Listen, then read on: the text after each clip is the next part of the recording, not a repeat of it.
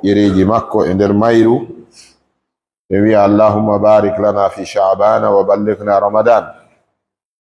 Allahumma a tawni min sabbudu sumaye waɗan men barki e gurdan ɗan ka nder sabburdu ɗo, arsika men kadi tawede kadi sumayeru ndu. oɗo du'a noddi jeeya e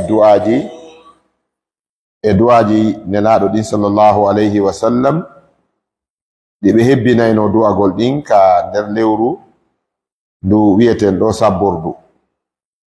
ɓe hewno makude oɗo du'a allahumma barik lana fi sha'bana wa ballighna ramadan. Ya allahu ɓeydi jamɓe kisi e dow maɓɓe kamɓe yimɓe bele bo maɓɓe wondiɓe maɓɓe ɓen o hisina.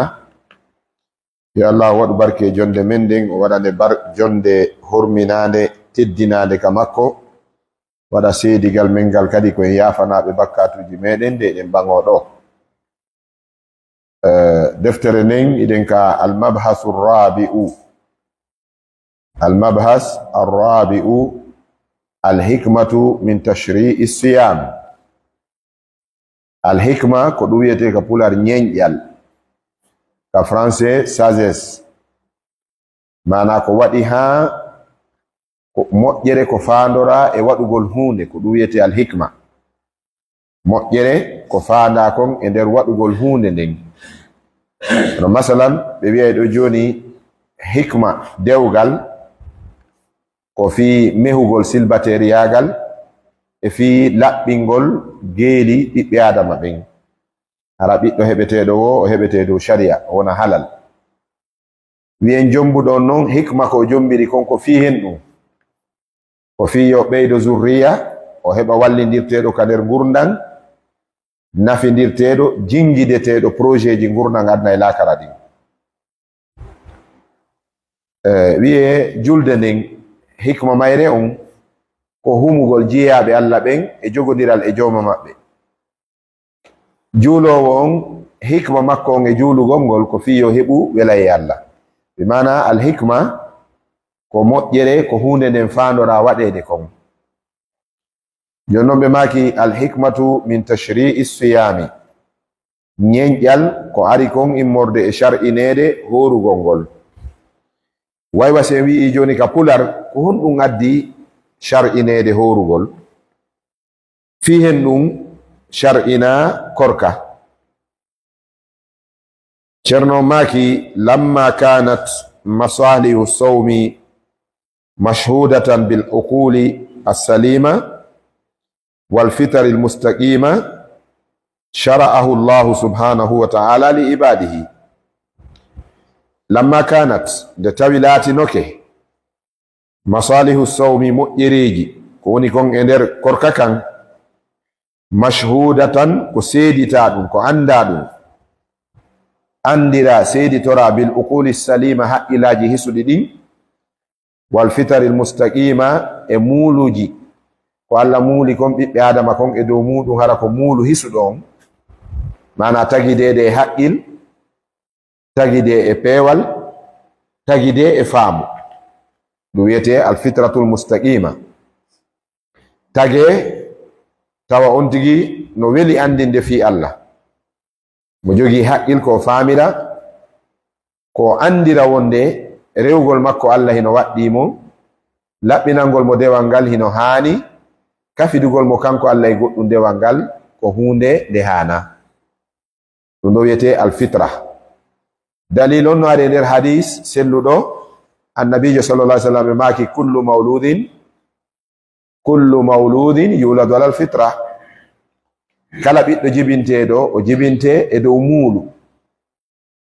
ibnu hajar al asqalani ɓe maki alfitra huna al islam. ɓe maki kamɓe ko wiyete fitra on ɗo e nder hadis on ko islam on. karama kojo goo ibnu abi mulaika ɓe maki ko wiyete alfitra fil hadis ko bimana al aqlu salim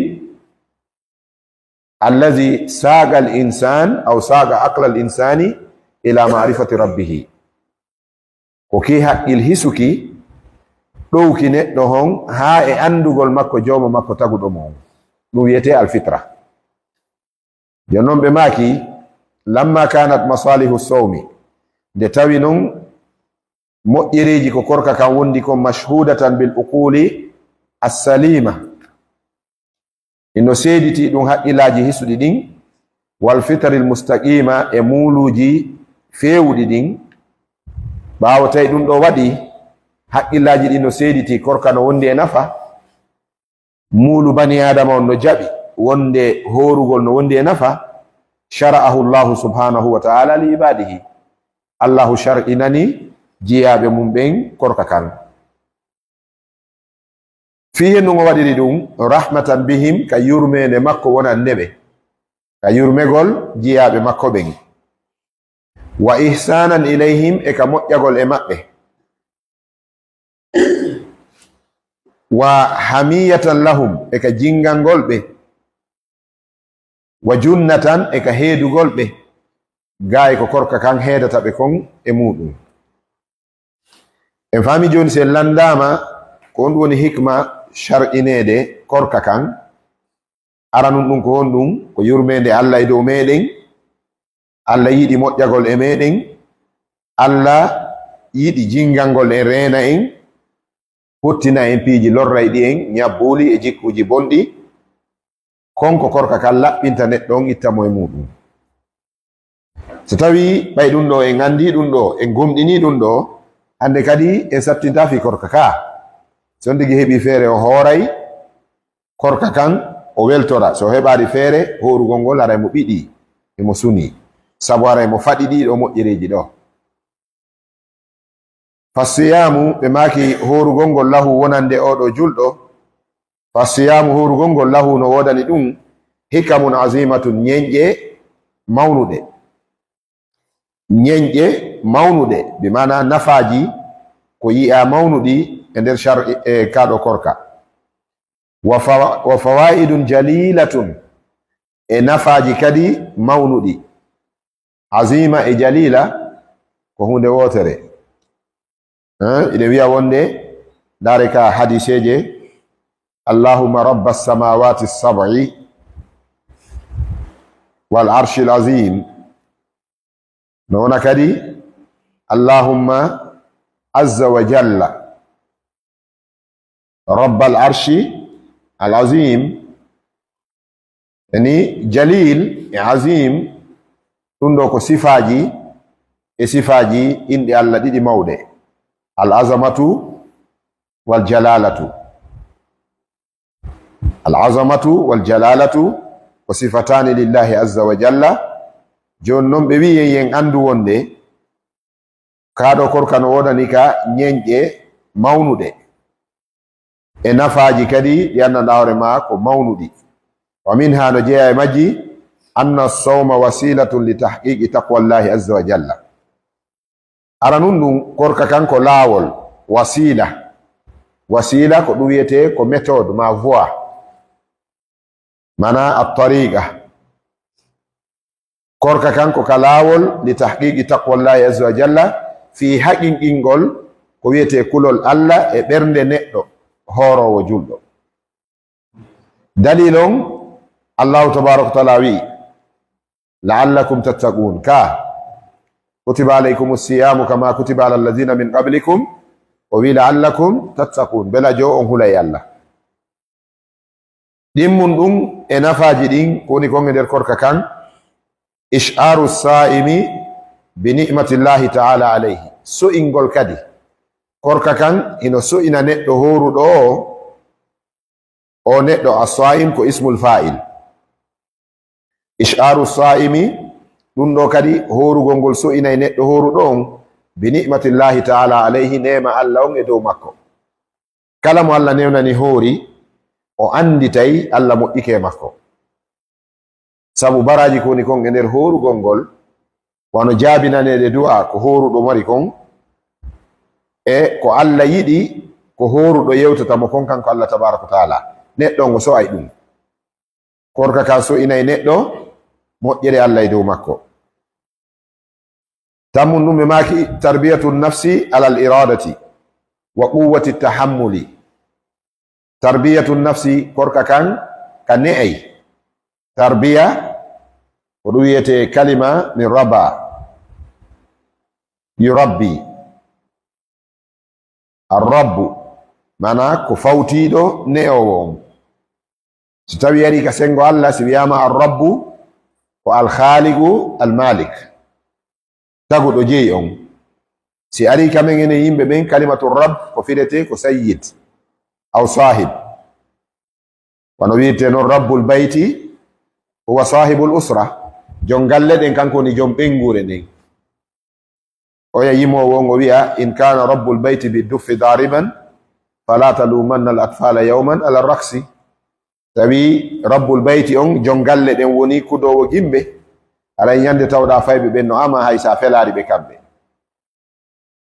Idan tarbiyatu nafs korka kanka ne ay wonki kin alal iradati e dow faale makki on, wa quwwati tahammuli e dolnugol kadi, e dolugol kadi dolnugol fawtagol on tigi kanko horowo fawtande nden. Mana alal irada kanamo ko ɓe tarbiya ɓen psychologue ɓen kamɓe yurniti ɗum ha ɓe tawi korka no jeeyay ko korka waɗata e neɗɗo. Korka ne'ay neɗɗo fi wawugol jerugol faale. Misal ngal no wirnoɗen noon ka darsu feƴƴuɗo e alkamsa, on tigi ara tawa no hoori tawa ɓengu mum no changeade, no ɓorti conci, no ɓorti ɗiya, no wattade ɗiya, ko sonnamani no gasa hay o wutti ɗon faaɓe ko wawete wiyede onon kadi modi herse ko ñalorma sumayni ka, kono naado jama o yanata e ma no gasa wona axe on kadi newo, kono on tigi huccato e hino ko daganino ɗum, kono wawi jogitade faale mum on fi yo faale Allah on heɓo o terto ɗon. On tigi ara udita congélateur on kañum tun e congélateur on ka nder suudu, caméra de surveillance ala. Sifa oya bayana mo waɗanno hen ɗo ko waɗi caméra de surveillance o adamu muraqabatillahi azza wa jalla. So yiɗe wadde caméra de surveillance ko ɓay en aynitora Allah tabaraka wa taala ka sinnene hulno Allah caméra wattanoke. Jon noon hara caméra ala goɗɗo ala ɗon ko yalta wiya baben en ndemi ɓe ñaami ɓe hoora, on tigi udita congélateur on o omba o habbito ɓawo kuturo. Yani ɗum ɗo on tigi wawi yiltude faale wonki kin ka, sina ɗum kanki kaki yi ɗon sonnajo on o waɗa conci ɗon ki faaletemo direct, kaki yi ndiyam ɓuɓuɗan ɗan e ñamete on ɗon ki faalete kisan. Kono julɗo on korka kan yiltimo e faale makko on, ko ɗum woni alal irada wa quwwati tahammuli. Korka kan kadi ne ay wonki kin kadi e dolnugol ka fawtangol, mana ko neɗɗo ronditoto kon ko satti wo ko ari e ma, siɗa wowi korka a wowi horude a wawai ronditade.